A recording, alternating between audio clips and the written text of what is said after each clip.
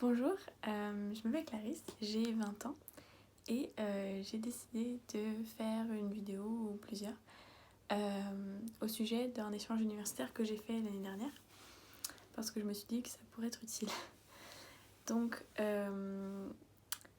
moi j'ai fait un échange pendant ma 3e année de licence. Donc moi j'étais en licence de langue, littérature et civilisation étrangère. Et donc quand c'est comme ça on peut partir que la 3e année car le dossier commence en L2, donc octobre-novembre de L2, il faut commencer à faire le dossier. Et du coup, il leur faut des notes. Et donc, ils prennent les notes du premier de leur première année. C'est pour ça que je suis passée en 3e année. Et du coup, je suis partie à Miami, aux États-Unis, pour 2 semestres. Donc, c'était un échange entre ma fac de France, donc Nanterre, et FIU, donc la Florida International University de Miami. Et ça passait par MICEFA, qui est un organisme qui fait la liaison entre les universités parisiennes et américaines. Donc voilà. Et pendant la réalisation du projet, donc le dossier, tous les papiers qu'il fallait donner, tout ça, il y a plein de choses. Je ne savais pas trop comment faire. Je cherchais des réponses sans vraiment en trouver. Parce que l'administration répondait pas forcément toujours, ou c'était un peu compliqué de leur parler, tout ça. Et juste des choses, ils pensaient qu'on savait, donc ils nous en parlaient même pas. Et du coup, je cherchais sur internet, et des vidéos, tout ça, et je trouvais pas exactement ce que je cherchais. Les gens parlaient un peu en général et parlaient pas forcément de choses très précises. Donc je me suis dit, je pourrais le faire. Donc j'ai pris un peu de temps quand même à le faire, parce que j'aurais pu faire des vidéos bien avant. Mais bon, en tout cas, je me décide maintenant car j'ai vu que là, c'était pour cette année en tout cas, c'était au mois de novembre qu'il fallait rendre les papiers. Donc je me suis dit peut-être que là, ça pourrait être utile à quelqu'un. Au dernier moment, quoi. Je vais essayer de parler de quelques points qui me semblent plutôt utiles. Après, peut-être qu'il y a des gens qui ne trouveront pas forcément ça utile, mais moi, ça m'aurait bien aidé quand je me préparais. Donc voilà, c'est pour ça que je fais cette vidéo. Je me suis rendu compte que l'année dernière, avant de partir, j'avais filmé quelques recommandations. Et du coup, je pense que c'était un peu plus précis à ce moment-là, parce que je m'en souviens encore un peu plus. Donc ça date de juillet 2018. Et du coup, je vais vous insérer ces extraits-là. Parce que du coup, je pense que j'expliquais plutôt bien, parce que je m'en souviens encore très bien. Et bon, j'aurais pas forcément la même tête, mais et voilà. Donc, bon visionnage. Et je vous récupère à la fin de ces recommandations.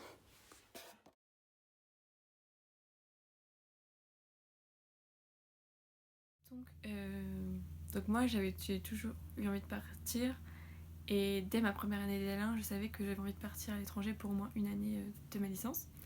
Et donc, quand je suis arrivée en L1, j'ai commencé à me renseigner tout ça. Et donc, ils nous disent qu'on peut partir seulement à partir de la L3. Car vu que le dossier doit être fait presque un an avant, ça s'appuie sur les notes de la L1. Parce que sinon, il n'y a pas d'autres notes sur lesquelles se reposer. Donc, c'est pour ça. Donc, moi, vu que je savais déjà, j'ai beaucoup travaillé en L1 pour que mes notes aident vraiment mon dossier. Et du coup, c'est ça qui a pu m'aider. Je vais vous dire par quoi je suis passée, comment j'ai fait. Donc la première chose que j'avais fait, c'était, la première chose à faire de toute façon, hein, comme ça paraît logique à tout le monde, c'est de chercher sur le site de l'université dans quel cadre et avec quelle université on peut partir. Donc je pense que la plupart des universités ont ça. Donc moi à Nanterre, ils ont un site, donc sur le site normal de l'université, faut aller dans le service de relations internationales et là vous avez des programmes d'échange. Et donc vous avez par exemple, à Nanterre, il y a une carte interactive. Donc sur cette carte interactive, vous pouvez voir toutes les universités avec lesquelles ils sont partenaires. Et plus spécifiquement, vous pouvez regarder si la filière que vous suivez, vous pouvez trouver à peu près l'équivalent dans ce pays-là et dans cette université qui vous plaît.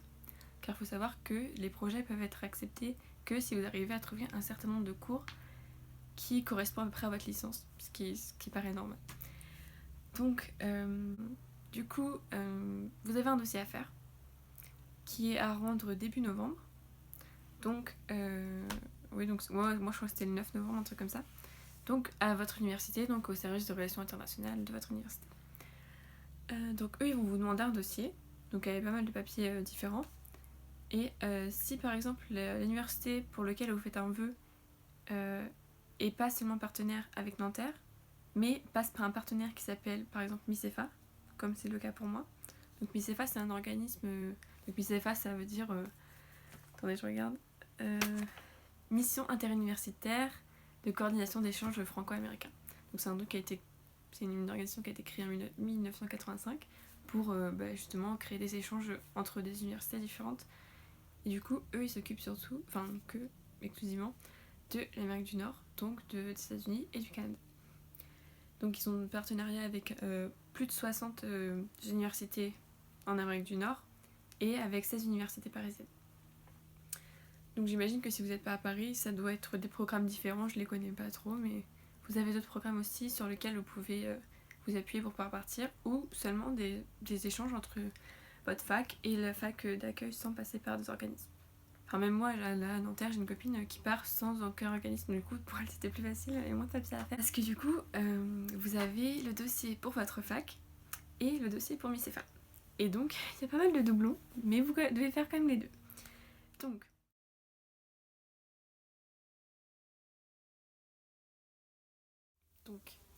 il faut savoir que vous avez des frais d'inscription. Donc, par exemple, moi, ma fac, il fallait qu'on paye des frais d'inscription pour eux, donc parce que il faut qu'ils s'occupent du dossier, qu'il y ait des gens tout ça qui le fassent. Donc, pour Nanterre, c'était 90 € les frais d'inscription pour le dossier. Et après, MICEFA, eux aussi, il y a des frais d'inscription et notamment des frais pour l'envoi de votre dossier là aux États-Unis. Donc, MICEFA, il demande un chèque de 200 € pour le dossier. Et après un chèque de 100 € pour l'envoi, parce qu'il l'envoie par FedEx pour que ça arrive le plus facilement et avec le plus de sûreté possible. Et du coup, ça par contre, ça c'est encaissé qu'au moment où vraiment où vous êtes vraiment inscrit. Et si jamais vous désistez, il y a un des deux chèques que vous pouvez vous faire rembourser. Voilà. Donc, d'abord je voulais vous parler des choses que vous pouvez faire en avance. C'est-à-dire les choses que vous pouvez préparer bien avant le moment où il faut donner les papiers, parce que vous avez beaucoup de choses à faire, donc ça c'est stressant en fait. Donc pour éviter ce genre de stress, il y a des choses que vous pouvez faire en avance, si évidemment vous êtes sûr de partir, parce que jusqu'au dernier moment on a le doute, on ne sait pas trop si on veut vraiment le faire ou pas. Et c'est vrai qu'il y a des gens qui sont un peu découragés par le nombre de papiers qu'il faut faire. Et donc du coup, par exemple, donc les choses que vous devriez faire en avance, c'est par exemple le TOEFL. Donc le TOEFL, c'est un examen que vous passez qui vous donne une certification d'un certain niveau d'anglais. Et ça repose sur 4 acquis. Donc vous avez la compréhension orale, l'expression orale, vous avez des questions sur un texte écrit et l'expression écrite. Donc c'est 4 points comme ça, 4 acquis. Donc c'est chacun sur 30. Donc du coup ça vous fait une note globale sur 120. Et donc ça c'est pour estimer un niveau de langue, mais c'est dans des conditions qui vous montrent si vous êtes apte ou pas à suivre des cours en anglais dans une fac. Donc tous les tests et tout, c'est vraiment en condition. Et par exemple les textes dans lesquels on doit écrire, c'est des textes scientifiques ou des choses comme ça pour voir si vous arrivez vraiment à comprendre. Donc moi j'ai trouvé que c'était pas si compliqué que ça. Si on avait un assez bon niveau, je trouvais que c'était pas un test si compliqué que ça, surtout si c'est le genre d'exercice que vous avez l'habitude de faire. Par exemple, si vous êtes en licence de langue, après vous pouvez ne pas être en licence de langue. Hein. Mais après, vous avez pas mal de programmes pour vous aider à préparer le TOEFL. Par exemple, vous avez un programme gratuit parce que du coup, le TOEFL c'est un examen payant qui coûte à peu près 200 €. Et avec ça, vous avez ça, mais du coup vous avez quand même des programmes gratuits qui vous proposent pour pouvoir vous entraîner à faire tous les tests qu'ils demandent. Après vous avez aussi des programmes payants. Donc le TOEFL, ça va vous aider. Donc ça c'est bien de le faire en avance parce qu'il faut que vous preniez... vous êtes obligé de faire ça à certaines dates. Donc si vous le faites en avance, c'est mieux parce qu'après les résultats ils peuvent mettre jusqu'à 3 semaines à arriver chez vous. Donc après vous le recevez avant par mail, mais du coup eux ils ont besoin du papier. Donc c'est mieux si vous le faites en avance. Mais bon, après si vous avez déjà acheté et fait la chose et que c'est bientôt, vous pouvez juste donner la preuve que vous l'avez fait.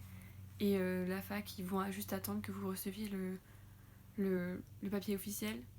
Parce que de toute façon il y a un laps de temps entre le moment où vous devez rendre votre dossier et le moment où ils se réunissent en commission pour décider de vos vœux, tout ça. Donc ça va encore. Après, la deuxième chose aussi qui est assez importante et qui c'est pas mal de le faire en avance, c'est pour le passeport. Parce qu'il faut savoir que avec eux, pour le passeport, il faut que le passeport soit valable toute la durée de votre séjour. Donc ça se trouve, votre passeport il est encore bon pour 6-10 mois au moment où vous le faites, ou au moment où vous faites le dossier. Mais eux, ça leur va pas. Eux, il faut que le passeport soit valable toute la durée du séjour et il faut que vous le donniez en même temps le dossier. Donc ça, c'est un peu embêtant. Mais bon, surtout si vous n'avez pas de passeport du tout. Si vous avez un ancien, vous pouvez donner la copie de l'ancien et montrer que vous avez fait la demande. Mais si vous n'avez pas d'ancien, bon, c'est je pense un peu plus compliqué. Moi, j'en avais déjà un, donc je sais pas.